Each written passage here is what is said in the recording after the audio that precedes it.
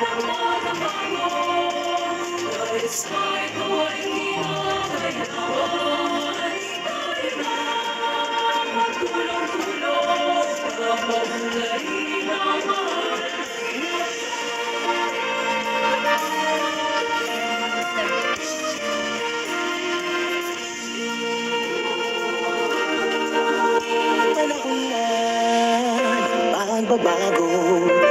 dahil sa ito ay kinakailangan tayo na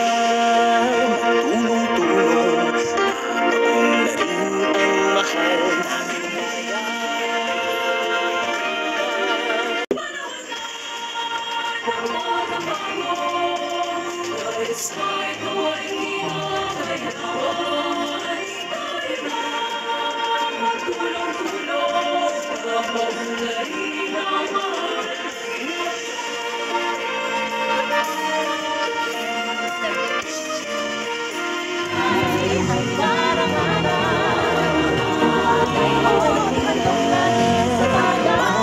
Maaari na po tayong umupo. Ito ay kinakailangan tayo na tulong-tulong napaunlarin. Magandang umaga po sa ating lahat.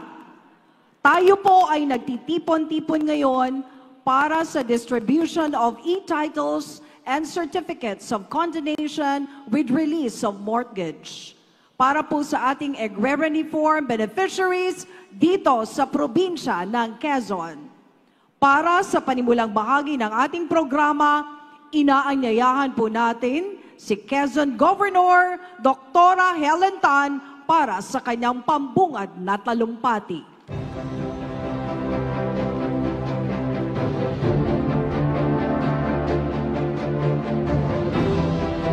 Ito pong umagang ito ay napakahalaga sapagkat pangalawang pagkakataon na tayo po ay binisita at pinahalagahan ng napakahalagang tao sa ating bansa.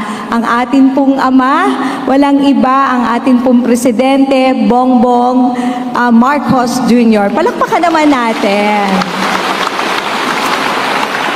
On behalf of more than 2 million Quezonian, Mr. President, kayo po ay aming taus-puso na wini-welcome dito po sa Quezon Convention Center. I think that's a tears of joy, no? Na talagang masayang-masaya ang lahat ng mga nandirito. So pangwakas, pwede ko po bang anyayahan ang aking mga kalalawigan na tumayo? Tayo po tayong lahat. At bigyan po natin ng isang masigabong palakpakan ang ating minamahal na Pangulo, Pangulong Bongbong Marcos.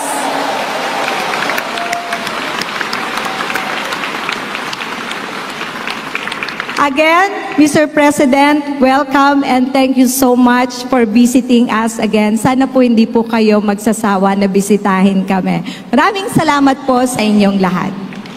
Ang ating minamahal na Pangulo at taga-pagtanggol at tumutulong, nagmamahal sa lahat ng agrarian reform beneficiaries, walang iba kung hindi si President Ferdinand Bongbong Marcos Jr. At siyempre ang pinagmamalaki ng Quezon, ang pinakamagandang gobernadora at doktor sa buong Pilipinas.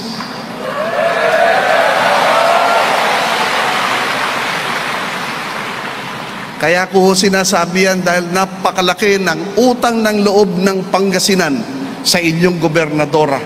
Sapagkat nung magkasama pa ho kami sa Congress, siya po ang chairperson ng Committee on Health. Yun pong ospital, kailangan po ang pagpapagawa po ng regional hospital, kailangan po ng approval ng Kongreso at dumaan po sa kanyang committee. Agad-agad po niyang inapprove ang pagpapagawa ng hospital, ang Conrado Estrella Senior Hospital po. Maraming salamat po, Governor Helen Tan, at Ako po ay nagtataka kasi maraming nagsasabi kayo daw ay nakakain ng kwitis sapagkat kung umiti kayo, kung kayo'y ngumingiti, merong spark. Sa katunayan, Nobyembre pa lang ngayon. Ngunit, marami na pong pa-Christmas sa inyo ang ating mahal na Pangulo. Kaya, pakinggan na lang ho natin ang kanyang mga sasabihin. Magkaisa-isa po tayo. Tayo pong mga agrarian reform beneficiaries, huwag na tayong sumali sa mga kung ano-anong klaseng away. Hindi nating away yan.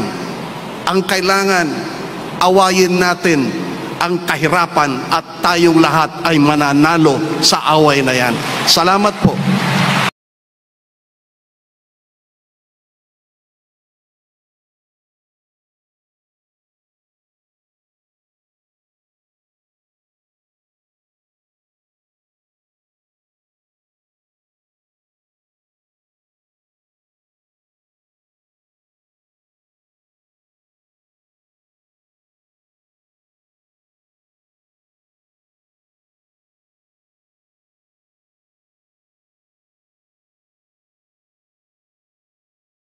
Bago po ang lahat, nagpapasalamat po ako sa mainit ninyong pagtanggap dito sa amin. Masaya kami na makita kayo muli. Ngayong araw ay maghahatid po kami ng isang magandang balita sa ating mga magsasaka. Sabi ko nga, kayo ang pinakamahalagang panauhin sa okasyong ito. Walang tigil kayong naghahanap buhay sa ilalim ng init ng araw upang mapalago ang inyong mga sakahan at tugunan ang pangangailangan ng ating mga pamayanan. Kahit sa gitna ng unos, patuloy kayong bumabangon upang makapagbigay ng pagkain sa bawat tahanan. Hindi namin matatawaran ang pagsisikap at sakripisyo ninyo sa araw-araw. Kaya't ang hangad namin ay mabigyan kayo ng ginhawa na buhay. Mas pinag-ibayo po ng ating pamahalaan ang pagtulong at paglilingkod sa inyo at sa taong bayan. Ngayong araw, mamimigay po tayo ng mga e-titles sa 15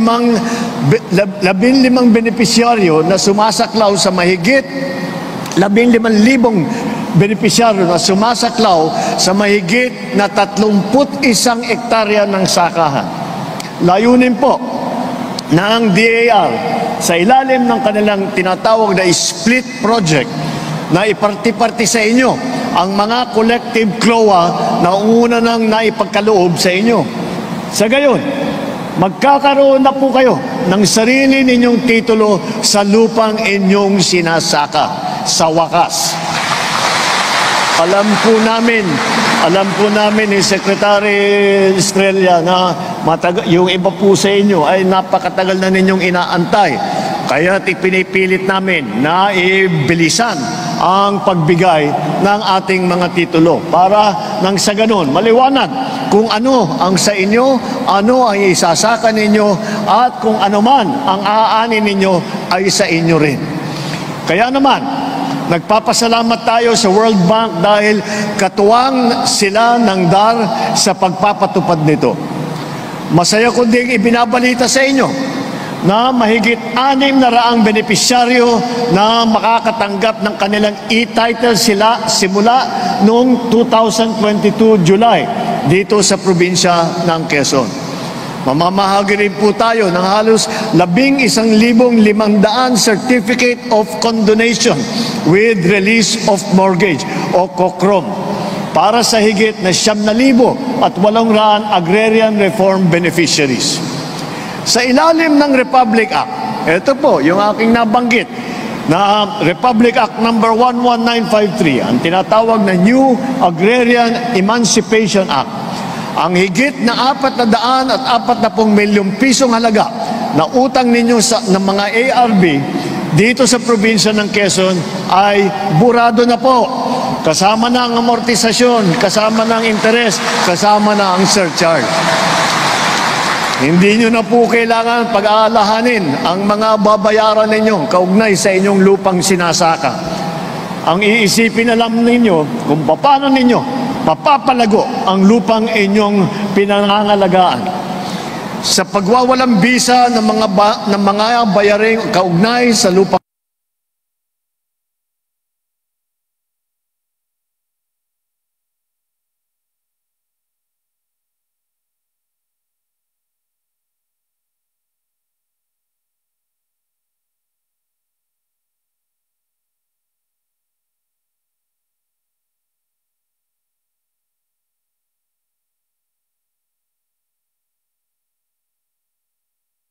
hangad po namin na lalo pang sumigla ang inyong pagsasaka.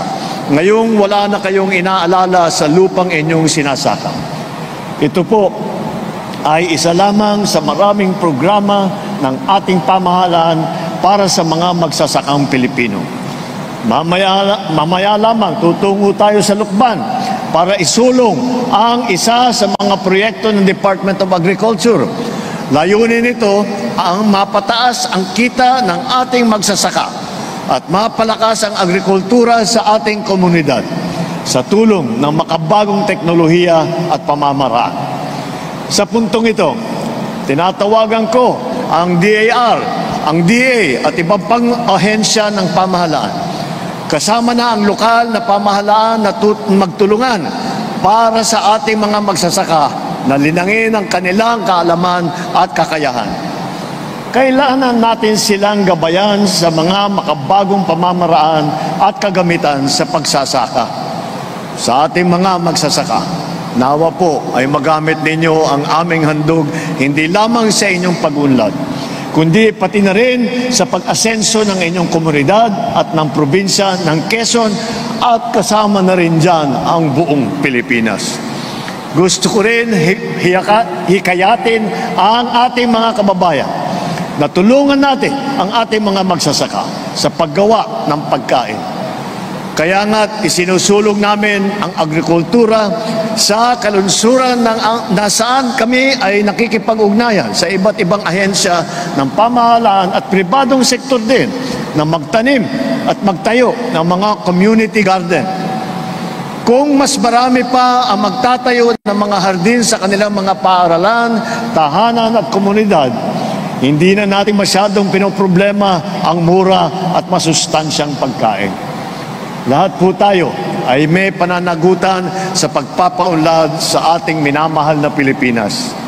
Ating pong gampanan ang ating mga tungkulin at sama-sama natin pagtulungan na makamit natin ang masaganang, progresibo at maunlad na bagong Pilipinas.